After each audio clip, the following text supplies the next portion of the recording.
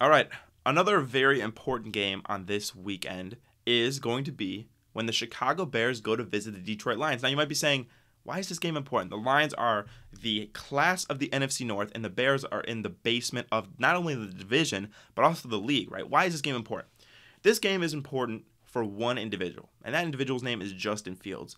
Justin Fields finds himself in the last, 8, 9 games of the year this year, fighting for his job as the future starter of the Chicago Bears. Now, what do I mean by that, right? He missed the last 4 games with his thumb injury, and Tyson Bagent stepped in, played okay, I suppose, right? But that's not the big story. The big story is not him versus Tyson Bagent. The big story is him versus whoever the Bears get with their multiple high draft selections, right? Right now, it's looking like the Bears are going to own the first overall pick again this year. Now, I don't know what franchise in the history of sports would have back-to-back first overall picks and trade them away both times. I don't think you should do that, right? So if the Panthers, but if the Bears end with the first overall pick, they will be taking a quarterback or else it's malpractice. Let's be honest here, right?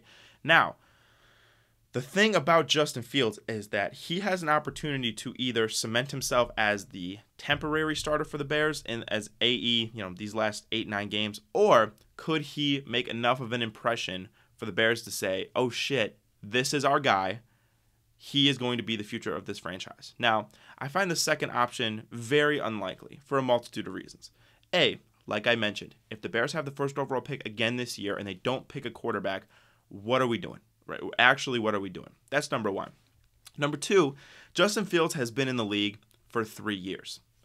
In those 3 years, we are still questioning whether or not Justin Fields is the guy. A lot of the concerns he had coming into the draft, his, lack of reading defenses, his decision-making, his, shaky accuracy sometimes, those are still prevalent. Now, I understand the situation around Justin Fields is not great. It's not even good, to be honest. The coaching, awful. The skill position players, it's actually not bad. I would say it's actually above average. And the Bears' offensive line isn't good by any means, but it's probably better than you think it is. Regardless, quarterbacks have made more with less. Let's be honest here, right? So you're never going to get the perfect situation around you when you're a quarterback. What I wonder about Justin Fields, though, is if you claim that Justin Fields should be the Bears starter 2024 and beyond, do you understand the financial commitment he will have to get from the Bears, right? Because he's a first-round pick. First 3 years in terms of the Bears franchise are down the toilet, right? Year 4 and year 5, all right, you got that fifth-year option to kick in. You have to make that decision. And then after that, or maybe even before that, you got to extend him. And I don't know if you've seen any of the quarterback contracts. They're not cheap.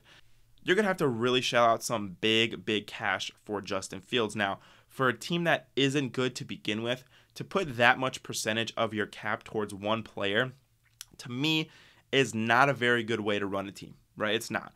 I would rather take a chance on the first overall pick, quarterback, second overall pick, whatever the Bears have, which is going to be top 3 at least, top 3 pick, take that quarterback, and at the very least, what you're doing is you have a question mark with Justin Fields to begin with. You're going to have a question mark with, Caleb, Drake May, Penix, whoever you draft.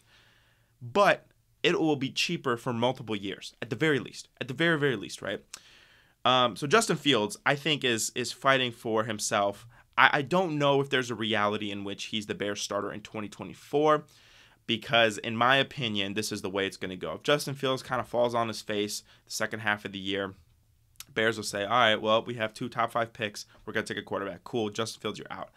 If Justin Fields is awesome these, last 7, 8, 9 games, well, then that just bumps up the trade value for Justin Fields, because I do think there will be a trade market for Justin Fields come draft time. I really do.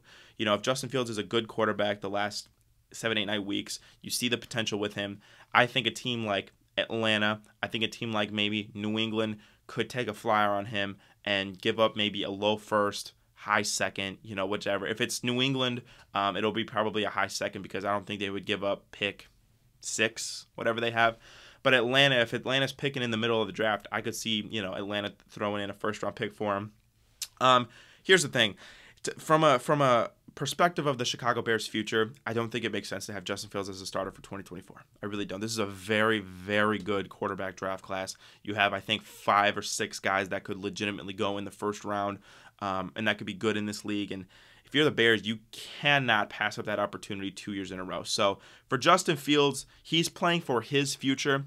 I don't think necessarily he can save his job as the Bears starter for multiple years, but I do think that he can cement himself as a quality quarterback in the National Football League and could have a pretty good market come March, April around the draft.